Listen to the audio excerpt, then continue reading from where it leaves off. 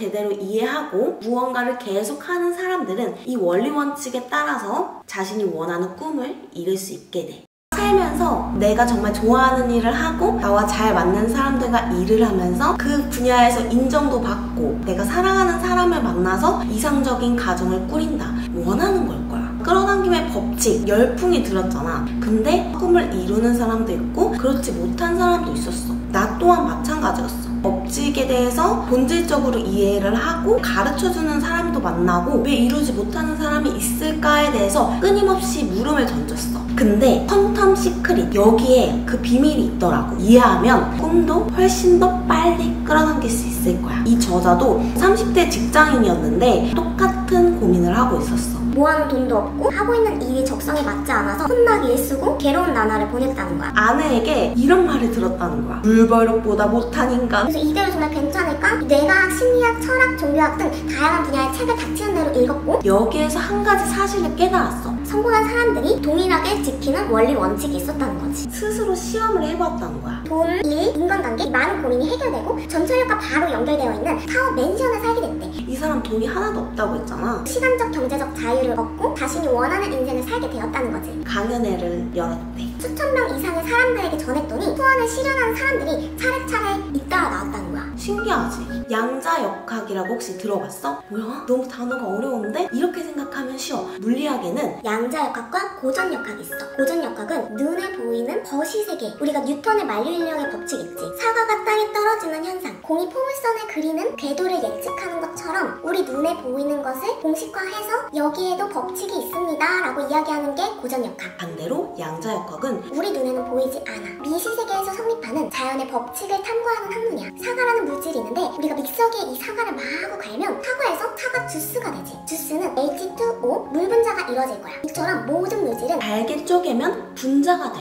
분자는 원자로 구성이 되고 전자, 중성자, 양성자로 이루어져 있어. 그리고 또 여기서 더 작게 들어가면 3개의 소립자가 존재해. 이 소립자는 더 이상 잘게 나눌 수 없는 물질을 구성하는 최소 단위인 거지. 근데 내가 왜 이걸 설명했냐? 우리가 입는 옷, 사용하는 컴퓨터, 신체도 모두 미시세계에서는 같은 소립자로 구성이 되어 있다는 거야. 모든 물질이 같은 소립자로 구성되어 있다니 정말 신기하지 않아? 우리의 신체를 구성하는 소립자와 가구, 집, 결국 쪼개고 나면 같은 소립자가 된다니. 그럼 나도 옷인가?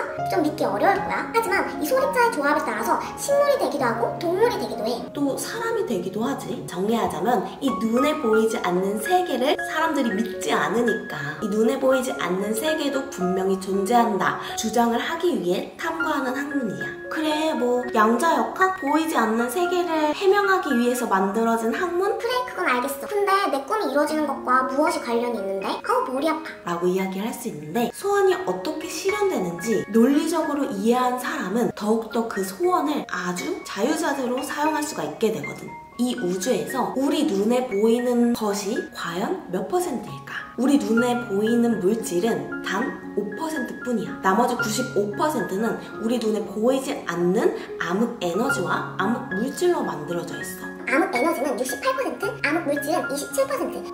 세상에, 우리 눈에 보이는 게 5% 뿐이라고? 내 눈에 보이는 건물들? 사람들? 물건들이 5%밖에 되지 않는다면 도대체 그럼 보이지 않는 것들은 얼마나 많은 거야? 보이지 않지만 분명히 존재한다는 거야. 자외선, 적외선, 눈에 보이진 않지만 분명히 전자기파라는 형식을 통해서 존재하게 되어 있어. 우리가 병원에 가면 치료용으로 받는 X선이나 감마선도 있고 뱀은 적외선이 보여. 곤충은 자외선을 볼 수 있지. 우리 눈에는 가시광선만 감지를 할 수 있고 이는 같은 생명이라도 보이는 세계가 완전히 다르다는 거야. 신기하지? 그렇게 많은데 왜 우리 눈에 보이지 않아? 물어보면 사람은 물체를 볼 때 색을 판별해. 사과와 딸기는 빨간색, 하늘은 파란색, 나뭇잎은 초록색. 이렇게 우리가 물체를 볼 때 색을 식별하게 되지. 어떻게 색을 식별할까? 우리 눈에는 빨간색, 파란색, 초록색 색을 식별하는 센서 역할을 하는 시신경이 있는데 이 시신경을 통해서 빨간색을 반사하는 비율이 높으면 빨간색 사과가 보이고 빨파, 초 이 3원색을 모두 반사하게 되면 흰색으로 물체를 판별하고 이 무엇도 감지하지 않으면 검정색으로 판별할 수 있게 돼. 이 반사된 색이 눈의 망막을 통해서 전기 신호로 바뀌어 이 뇌에서 이미지로 비춰지는 거야. 보이는 것만 믿지 믿지. 보이지 않는 생각을 어떻게 믿겠어? 나도 마찬가지였거든. 왜 보이지 않는 생각이 현실을 만들까? 100년 전까지만 해도 비행기를 타고 다른 나라에 갈 수 있을 거라고 생각을 했을까? 라이트 형제가 비행기를 발명하기 전까지만 해도 인간이 다른 나라로 갈 수 있다? 상상조차 하지 못했지. 보이지 않는 생각, 즉 아이디어에서 모든 것이 창조됐다는 의미지. 그렇다면 이 아이디어가 어떠한 힘을 가졌길래 현실로 바뀔 수 있는 걸까? 이 우주의 구성과 심리학에서 의식의 구성이 무척이나 비슷합니다.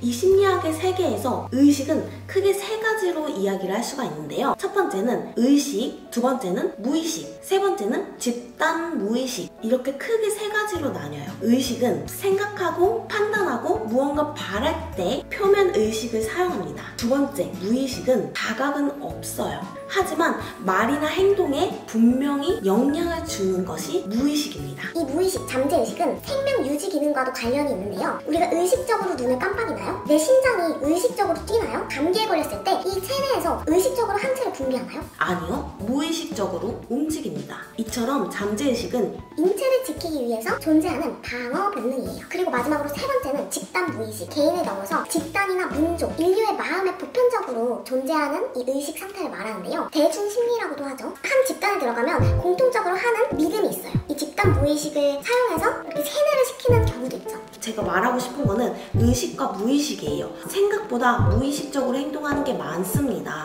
스위스의 심리학자인 칼 융이 이 의식과 무의식의 상태를 큰 빙산에 비유를 했어요. 보이는 부분이 의식, 보이지 않는 부분을 무의식이라고 생각을 하면 되는데요. 일상을 살면서 의식적으로 행동하는 것보다 사실 무의식적으로 행동하는 게 훨씬 더 많아요. 예를 들어서 금연을 하시는 분들도 머리로는 담배를 끊어야 되는 걸 알아요. 담배를 끊어야만 해 라고 하면서 그 담배를 피우는 모습을 계속 머릿속에 상상을 하고 있었을 거예요. 무의식적으로 이 상상을 하게 되는데 무의식은 순수한 어린아이와 같죠. 옳고 그름, 나에게 좋고 나쁨을 판단하지 않고 그냥 받아들여요. 무의식은 계속 내가 머릿속에 반복하는 것들을 실현시킵니다. 꿈이 실현되는 원리도 이 무의식을 이용하는 겁니다. 우리가 원하는 것을 계속 상상하라, 원하는 것을 계속 말하라, 하거나라 라고 이야기를 하는 것은 우리는 무의식에 더 많은 영향을 받기 때문에 이 반복을 통해서 처음에는 내가 그 꿈을 이룰 수 없다라고 생각을 하겠지만 제가 계속 봄의 지도를 바라보면서 머릿속에 이미지를 그리고 계속 확언을 하면서 나는 베스트셀러 작가다. 내가 그 말을 함으로써 그 이미지를 반복적으로 내 머릿속에 집어넣으면 흔히 말해 세뇌를 시키면 무의식은 이를 실현하기 위해서 아이디어를 떠올리게 되고 어떠한 기회가 왔을 때 잡을 수 있도록 행동하게 만들기 때문입니다. 이 이중 슬릿 실험을 이해하면 조금 더 확실해질 거야. 과학자들 사이에서는 논쟁이 일어났어. 빛이 파동일까? 과연 입자일까? 전자총을 가지고 전자를 땅 쏜 거야. 빛이 파동인가 입자인가를 알아내기 위해서 그 가운데에 슬릿을 설치했어. 그리고 이 슬릿을 설치하고 전자총으로 그 전자를 쐈을 때 그 슬릿에 간섭 무늬가 생기면 파동이고 그냥 쭉 나아가면 입자라는 것을 알 수 있는데 되게 신기한 게 딱 쐈을 때 누군가 옆에서 이렇게 관찰을 하면 마치 빛이 입자가 되어서 슬릿을 똑바로 통과한 흔적만 남고 바라보는 사람이 없으면 파동이 되어서 간섭 무늬가 생겼다는 거야. 이 말은 뭐냐? 무궁화 꽃이 피었습니다. 알아? 술래가 무궁화 꽃이 피었습니다. 안 볼 때는 막 움직이잖아. 딱 멈추잖아. 이 빛도 피었습니다. 쳐다볼 때 딱 멈추고 보지 않을 때는 막 움직인다는 거야. 여기에서 소원이 실현되는 원리가 확실히 있다는 것을 알 수 있어. 뭐냐면 보이지 않는 생각도 관측을 하면 입자성을 띠고 우리가 관측하지 못하면 파동성을 띠어서 우리가 그 생각을 관측할 수 있다면 보이지 않는 세계의 파동을 보이는 세계인 입자로 가져올 수가 있다는 거야. 너무 신기하지 않아?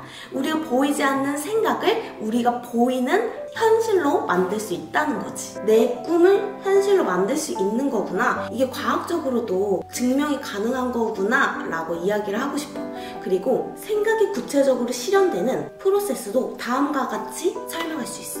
다양한 전파가 공중에 날아다니고 있어. 파장이 이렇게 움직여도 우리 눈에는 보이지 않아? 우리가 라디오 주파수를 이렇게 맞춰서 그 주파에 맞는 소리를 들을 수 있듯이 첫 번째, 의식한다. 예를 들어 살고 싶은 이상적인 집의 모습을 떠올리는 거야. 단독주택, 아파트, 그 무엇이 되었던 이미지가 떠오를 거야. 새하얀 벽에 초록색 들판이 깔리고 마당에는 강아지가 뛰어노는 집을 떠올릴 수도 있겠지. 세 번째는 사고가 작용한다. 사는 상상을 했을 때 어떻게 하면 이 집을 살 수 있을까를 고민하게 돼. 네 번째는 구체적인 행동이 명확해지는 거야. 예를 들어 내가 이 집을 살려면 총 얼마를 모아야 하고 그러면 내가 어떤 일을 해야 하는지 구체적인 행동이 명확해지게 돼. 마지막 다섯 번째는 시행하게 되지. 내가 매달 얼마를 저축해서 얼마를 만들겠다 열심히 서면 실제로 행동해서 현실이 이상에 가까워지게 되는 거야. 성공한 사람들은 이 프로세스를 반복해서 이상을 현실로 만드는 사람들이야. 특별해서가 아니라 이 원리 원칙을 제대로 이해하고 꾸준히 무언가를 계속하는 사람들은 이 원리 원칙에 따라서 자신이 원하는 꿈을 이룰 수 있게 돼. 확실히 이렇게 이야기를 하니까 왜 성공하는 사람들이 되게 단순한데 계속 똑같은 일을 반복하네? 근데 어느 날 보면 그 꿈이 이루어졌네? 라고 생각을 할 수 있게 되는 것도 끝에서부터 생각하라 라는 말이 있잖아. 내가 원하는 목표의 모습을 계속 떠올리고 이룰 수 있는 행동을 단계로 계속해서 하는 사람은 결국 그 목표를 이룰 수 있게 되는 거지.